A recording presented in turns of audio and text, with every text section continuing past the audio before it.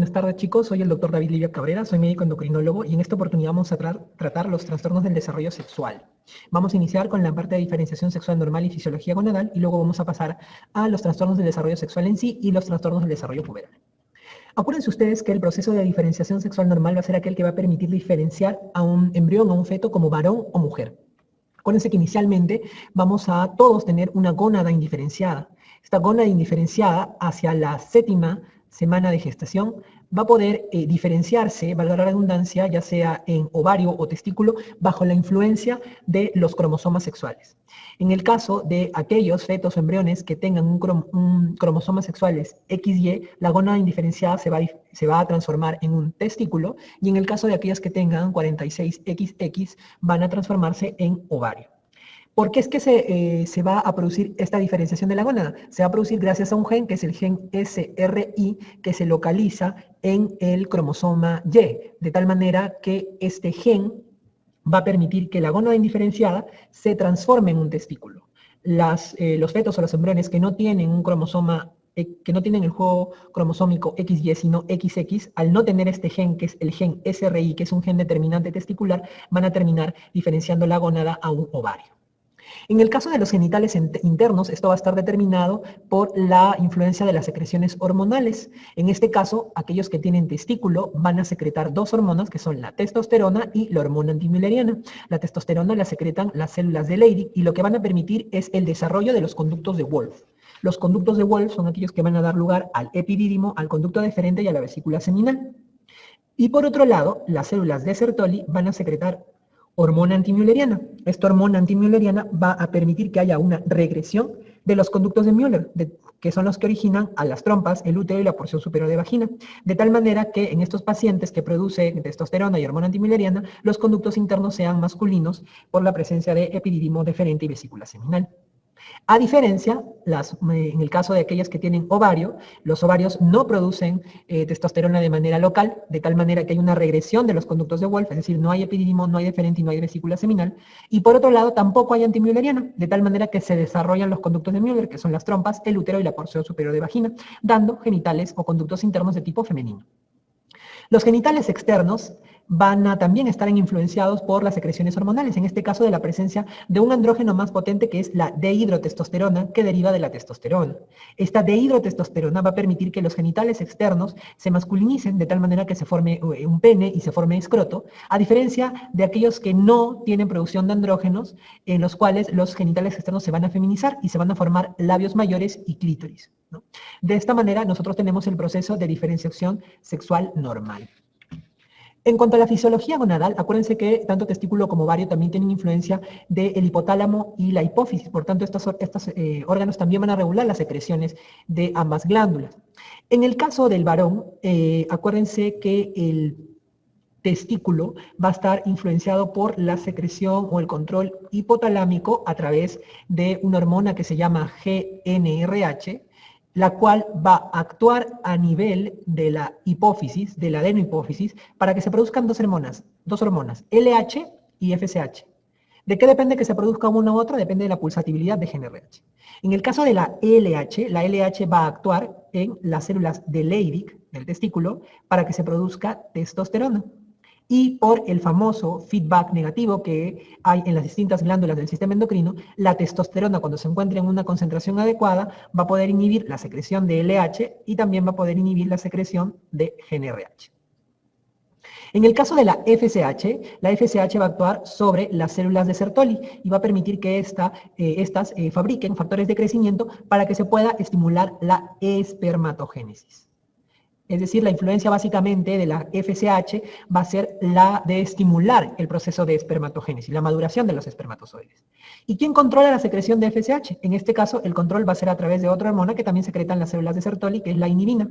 La inhibina inhibe, cuando está en concentraciones adecuadas por un feedback negativo, la secreción de FSH.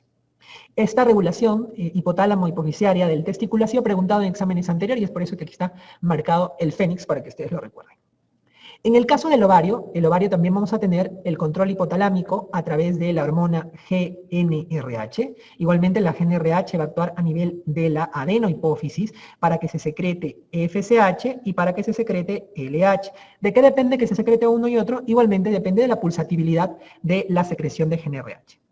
La FSH actúa básicamente sobre las células de la granulosa para la producción de estrógenos.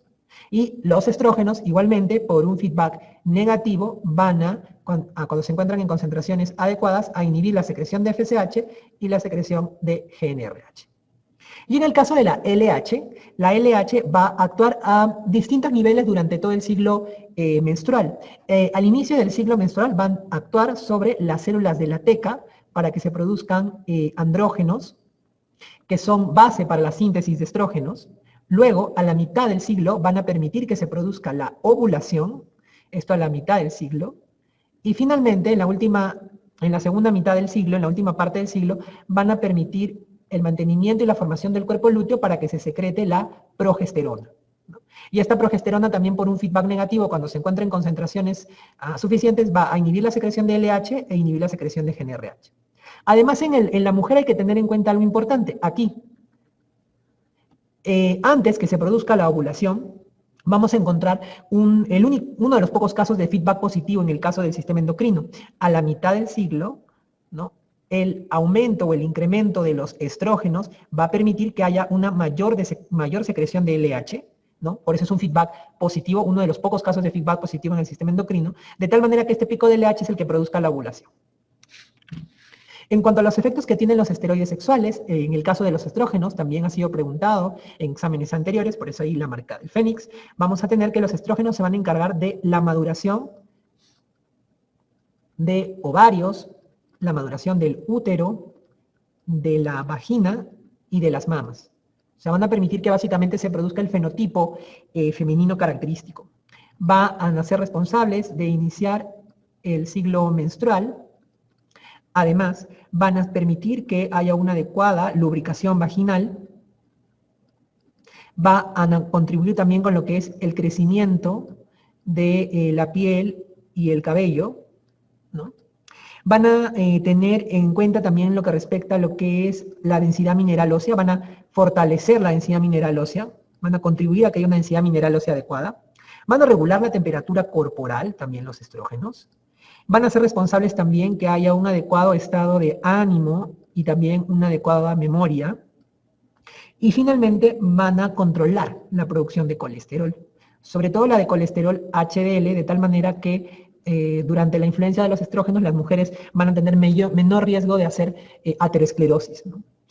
En el caso de la testosterona también tiene que ver con la maduración de los órganos sexuales, en este caso contribuyen al crecimiento del pene y la próstata. Además también van a estimular la espermatogénesis. Solamente tiene el influjo de la LH para que la célula de Sertoli produzca los factores de crecimiento adecuados, sino también la testosterona es indispensable para la espermatogénesis. También van a aumentar la síntesis de proteínas y van a permitir que haya un adecuado crecimiento y función muscular. Por eso que ustedes muchas veces han visto que algunas personas se quieren colocar esteroides, ¿no?, androgénicos para poder ganar masa muscular, ¿no?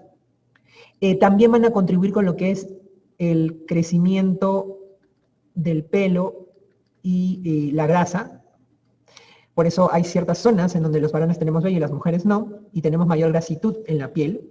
Van a tener también relación con lo que es el líbido y el humor. Y van a ser también responsables de que haya una mayor secreción de eritropoyetina y por tanto haya una mayor producción de glóbulos rojos, lo que marca también un poco la diferencia que hay en cuanto a los niveles de hemoglobina entre varones y mujeres, ¿no? En cuanto a los trastornos del desarrollo sexual, deben acordarse ustedes que los trastornos del desarrollo sexual van a presentarse cuando hay incongruencias en cuanto al sexo o a los cromosomas sexuales, a los órganos a las gónadas y al fenotipo que presente la persona. Es decir, que no haya un adecuado match entre los cromosomas sexuales, con los órganos genitales internos o externos y con las gónadas, ¿no? En este caso, los trastornos del desarrollo sexual pueden ser por alteraciones de los cromosomas sexuales o pueden presentarse en aquellos pacientes que tengan un cariotipo 46XY y un cariotipo 46XX. En cuanto a aquellos trastornos que afectan los cromosomas sexuales, vamos a tener el síndrome de Klinefelter, que es el trastorno del desarrollo sexual más frecuente. Característicamente, estos pacientes van a tener un cariotipo que es 47XXY, es decir, tienen un cromosoma X de más. Y en el fenotipo es el que ustedes van a encontrar aquí, van a ser pacientes o personas que tienen una talla alta, que van a presentar ginecomastia y caderas anchas. Van a presentar también escaso vello. Van a tener también un pene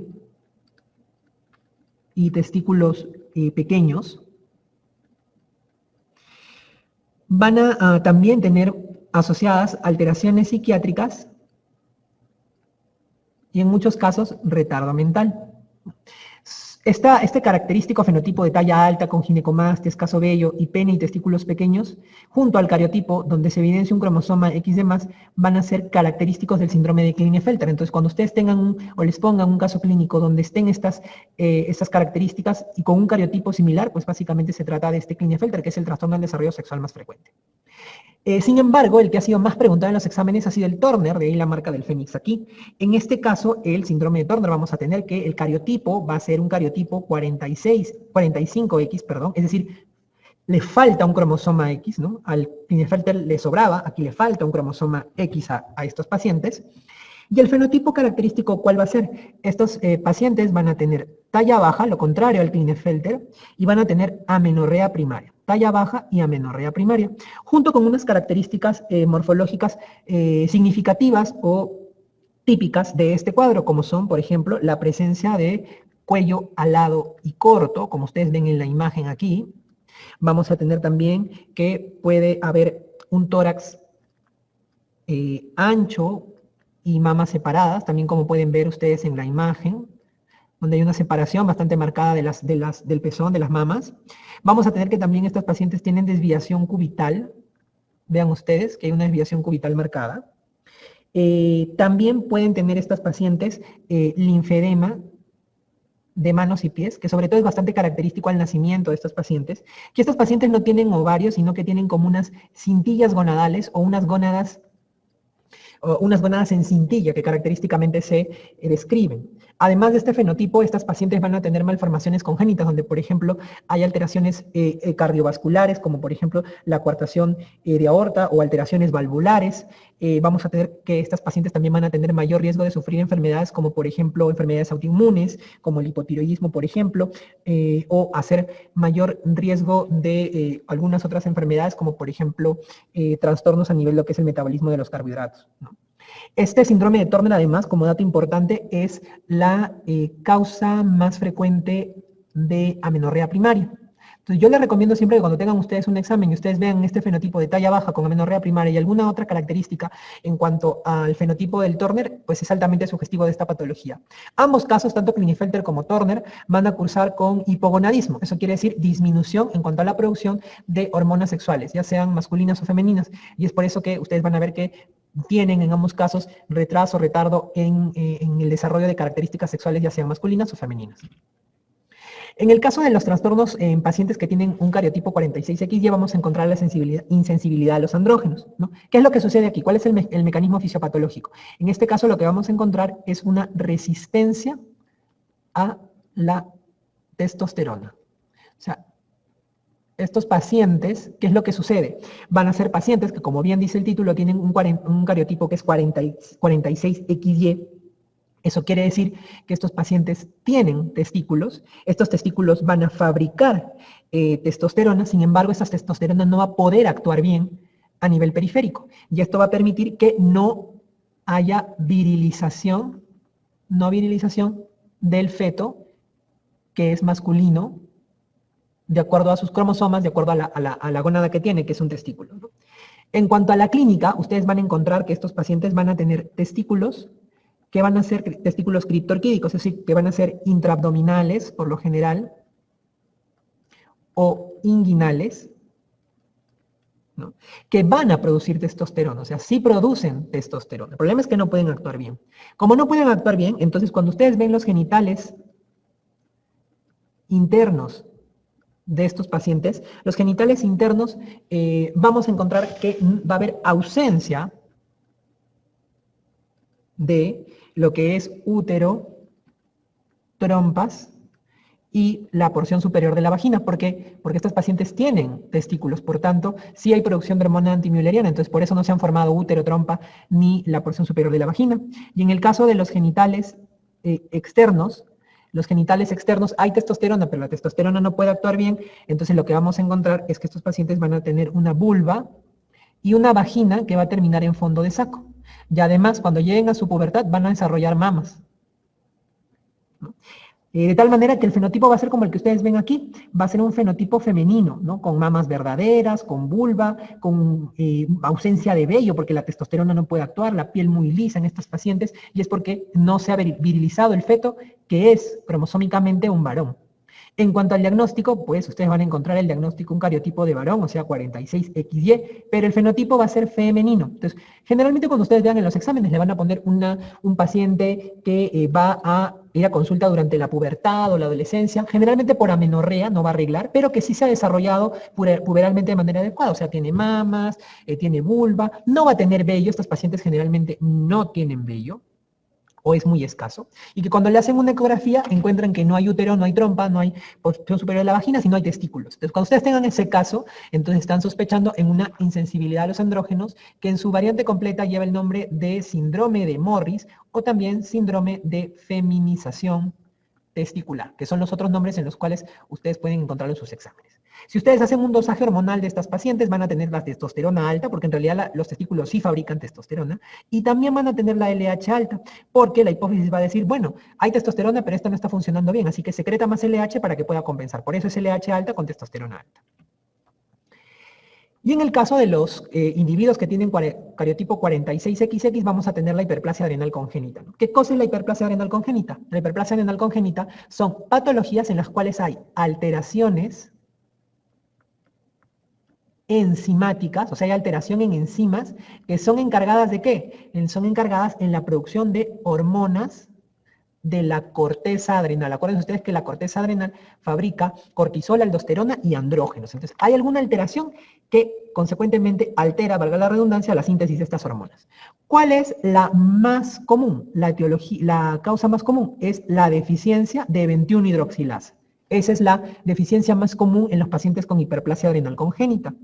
¿Qué van a tener estos pacientes con deficiencia de 21-hidroxilasa? Vean ustedes, va a haber una disminución en la producción de aldosterona, porque esta enzima es importante, la producción de aldosterona, y también para la producción de cortisol. Por lo tanto, va a haber disminución en niveles de aldosterona, disminución en la producción de cortisol, pero vean ustedes que la producción de andrógenos no se encuentra comprometida. De hecho, al incrementarse precursores, antes de la acción de la 21-hidroxilasa, aumenta la producción de andrógenos. Entonces, ¿qué es lo que sucede aquí? Estas pacientes van a tender a tener síntomas de virilización o signos de virilización. Tenemos dos tipos de hiperplasia adrenal congénita, la clásica y la no clásica. La clásica generalmente se va a producir el diagnóstico tempranamente, después del nacimiento o durante la primera infancia, y la no clásica, que el diagnóstico va a ser un poco más tardío, durante la niñez, la pubertad y la adolescencia, ¿no? Incluso durante la adultez. En el caso de la clásica, ustedes van a tener dos formas, una que es la forma perdedora de sal, en donde vamos a tener a un paciente que va a tener insuficiencia adrenal, porque no va a tener producción de aldosterona ni cortisol, como hemos dicho aquí, y además va a tener virilización. Y la virilización en el feto que tiene sexo cromosómico femenino, porque es 46XY, se va a manifestar a través de esta manifestación clínica, que son los famosos genitales ambiguos. No se sabe si tiene pene o es clítoris, si es escroto o son labios mayores. Entonces, la presencia, cuando ustedes tengan un caso de genitales ambiguos con insuficiencia adrenal en un feto que tiene o un recién nacido que tiene un cariotipo 46XX, entonces estamos frente a una hiperplasia adrenal congénita, ¿no? De tipo clásico, en este caso perdedora de sal. Y también hay una forma que es la forma virilizante simple. En este caso solamente va a haber virilización, no hay una insuficiencia adrenal marcada y lo que se va a encontrar básicamente es la presencia de estos genitales ambiguos. En el caso de la neoplásica, como les dije, el diagnóstico es más tardío, entonces lo que vamos a encontrar más bien aquí son que los pacientes pueden desarrollar pubertad precoz o pueden desarrollar problemas durante la adolescencia, durante la adultez, de hirsutismo o acné marcados. Vamos a presentar que pueden haber alteraciones en cuanto al ciclo menstrual, como oligoamenorrea, y finalmente van a haber problemas de infertilidad. ¿Qué les van a preguntar mayormente ustedes en sus exámenes? Sobre la clásica, sobre todo la perdedora de sal, ¿no? ¿Cómo se hace el diagnóstico? En el caso de la deficiencia de 21-hidroxilasa, que es la deficiencia más común, lo que se hace es medir 17-hidroxiprogesterona, la cual va a estar incrementada. De esta manera se hace el diagnóstico de una hiperplasia adrenal congénita por deficiencia de 21-hidroxilasa. No se mide la enzima, sino lo que se mide es la 17-hidroxiprogesterona, que es un metabolito que está inmediatamente anterior a la enzima, ¿no? Que se empieza a acumular. Y en cuanto al desarrollo puberal, acuérdense ustedes que en el caso del desarrollo puberal, el desarrollo puberal se va a presentar de manera normal en los varones, generalmente entre los 9 y 14 años, y en las mujeres entre los 8 y los 13 años. Este desarrollo puberal se va a darse gracias a que empieza a haber un incremento en la pulsatibilidad de la GnRH. La pulsatibilidad de la GnRH es la que va a permitir que haya el inicio del desarrollo puberal. En el caso de los varones, acuérdense que lo primero o el primer signo de desarrollo puberal va a ser el crecimiento testicular, testículos. Y en el caso de las mujeres van a ser las mamas. Y de hecho ustedes van a encontrar unas tablas de desarrollo puberal que son las tablas de Tanner, donde vamos a tener Tanner para mamas y Tanner para testículos. Posteriormente, en el caso de los varones, se va a producir el desarrollo del vello púbico y del vello axilar y finalmente el desarrollo del vello facial. En el caso de las mujeres, luego de las mamas, vamos a tener el desarrollo del vello púbico y el vello axilar, y posteriormente la menstruación, que acuérdense que la primera menstruación recibe el nombre de menarquia. Cuando nosotros hablamos de pubertad precoz, en el caso de la mujer se denomina pubertad precoz cuando se presenta antes de los 8 años, y en el caso del varón, antes de los 9 años. ¿Cuáles son las causas o los tipos de pubertad precoz que tenemos? Vamos a tener la pubertad precoz de tipo central, donde el problema básicamente es que va a haber una activación del eje gonadal, o sea, del eje hipotálamo-hipófisis a través de la pulsatibilidad de la GnRH de forma precoz. Pero el orden va a ser normal, va a seguir un orden normal como se presenta de manera usual en el desarrollo puberal, solamente que se va a activar de forma precoz, antes de tiempo, ¿no? Generalmente dentro de las causas, en las mujeres suele ser de tipo idiopático, y en los varones está relacionado sobre todo con organicidad, sobre todo con la presencia de tumores, como por ejemplo el amartoma.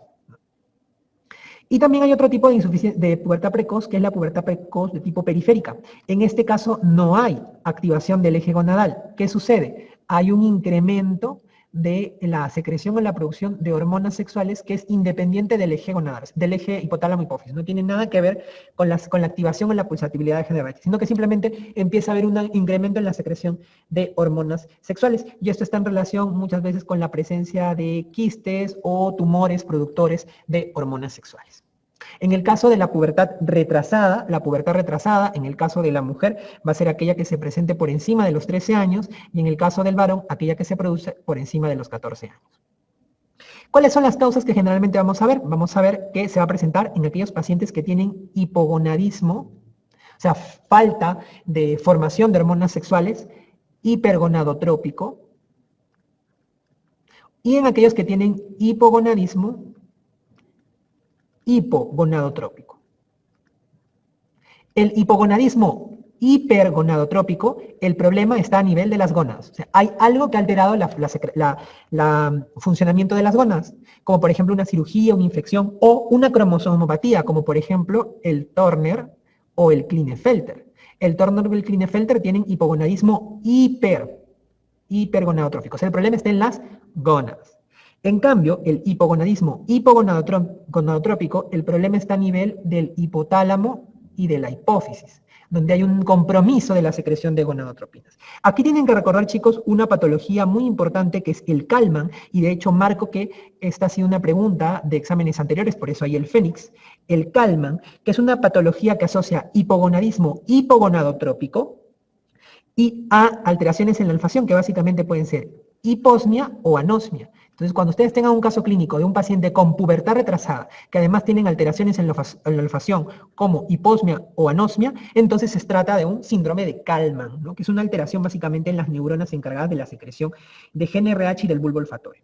Y además hay una variante fisiológica normal que se denomina retraso del crecimiento y desarrollo sexual, que básicamente son pacientes que tienen una pubertad retrasada, pero que finalmente se da de manera normal y que tiene un componente familiar de fondo.